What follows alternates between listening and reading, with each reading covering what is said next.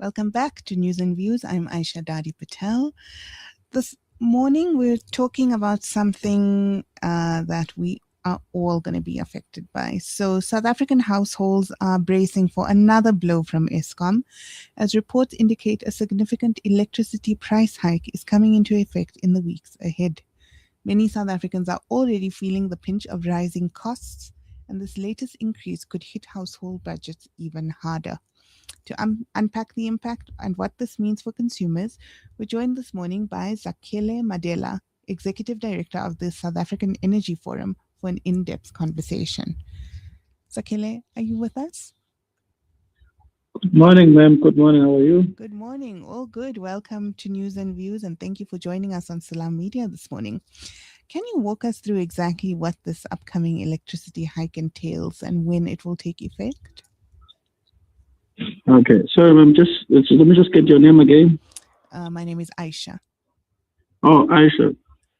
Yeah. Let me just bring the listeners to what we've already known.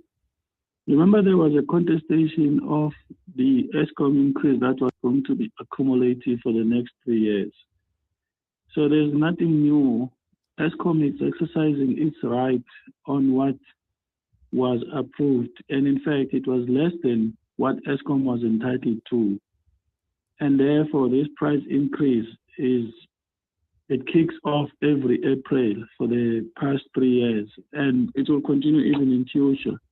But the long and short of it is that everything increases in South Africa. So, Eskom is even in a better position for the consumers because their increase is regulated just like the petrol. You don't just wake up one morning and decide to charge more than the regulated price of petrol and diesel or paraffin or jet.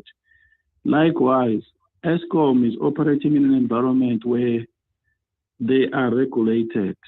They normally ask for more, but they never get what they ask, and they are entitled to ask for much more than what they normally ask. And so, how does this increase compare to previous years in terms of percentage or rand value? Remember, there was a cumulative 40% or 39% increase, which was going to be 14, I think 18, and then eventually to something like 39. But those numbers, I don't have a grip of them now. But it was a cumulative increase that said in the next 3 years, you will have a total increase of this much.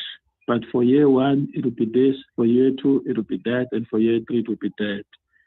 So again, as I keep reminding the people, if you look at how much it costs for Eskom to produce energy and what Eskom charges for energy per kilowatt hour, Eskom is by far the cheapest in the country. To give context to this, that is why the smelters, that is why Mozal plant, the aluminium plant in Mozambique, that is why every energy consumer that needs to have electricity all the time, they go to Eskom because only Eskom can offer the cheapest price. There are a whole lot of private players who have penetrated the South African market.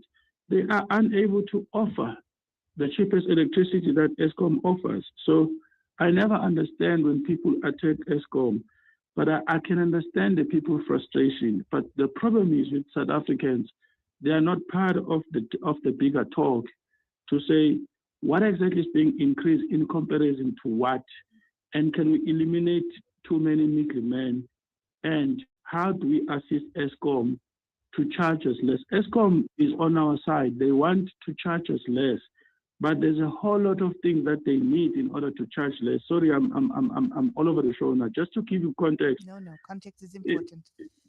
Just to give context. If South Africans really, really, really want to pay less for electricity, I'm just telling the people now, if we all want to pay less for electricity and we want our industries to come back, we should be fighting for Eskom to retain the coal power stations. The cheapest electricity is coal power and nuclear. And now we have the evidence of that because in the US, the administration of Donald Trump has retained the industries in America The American economy is booming. They are very clear. They even call it a beautiful coal because they realize that this move away from coal is the one that made energy prices very expensive. So if a big country, in terms of economic size and being the sheriff of the world, as big as America, humble itself and say, we have to go back to coal, and not only go back, they are currently doing it. They're offering incentive to the people in the coal mining, in the coal power stations, and they are giving grants to revive this, and the economy in America is booming. Here in South Africa, we've already been told Eskom must shut down 4 further stations before 2030. And that keeps increasing the price of electricity. If South Africans want to pay less, they must rise up and fight for Eskom to retain its coal power station. We will pay half the price. In fact, just to cut a long story short, Eskom had 2 strategies. The first strategy was to do away with load shedding. The second strategy was to drop the price of electricity. So they have done away with load shedding. They have a surplus capacity of 7,000 megawatts, which they don't know where to go sell it to. In order for them to charge us less for that electricity, they need to be guaranteed that they are going to continue operating these coal power stations.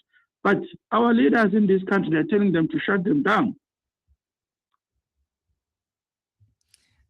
No, I think it's a really important and interesting picture that you're painting for us here.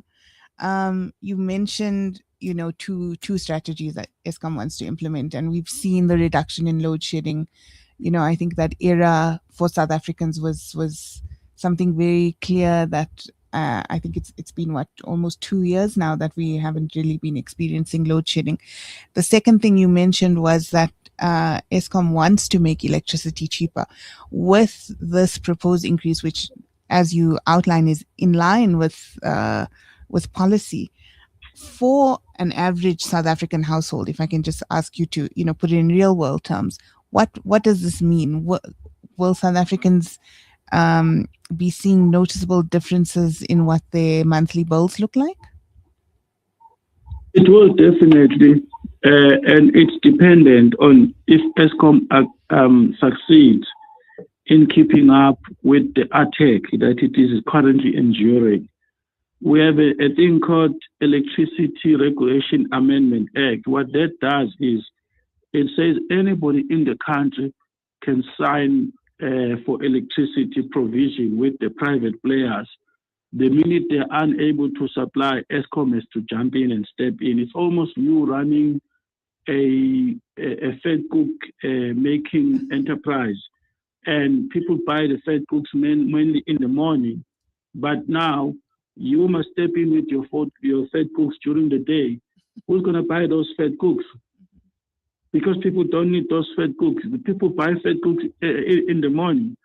So we are going to see a major reduction in prices, but it's dependent on South Africans fighting for Eskom's market share. Because let me give you a context. The smelters that are going to be revived now because of the intervention of the Minister of Electricity and Energy, Dr. Hotieto Ramakgopa, they are celebrating Eskom offering them 93 cents a kilowatt hour.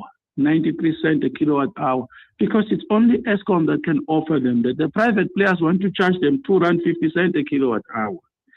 Now, if this has to translate to the municipalities must work with the people and identify areas where we can optimize and make Eskom visible in our municipalities.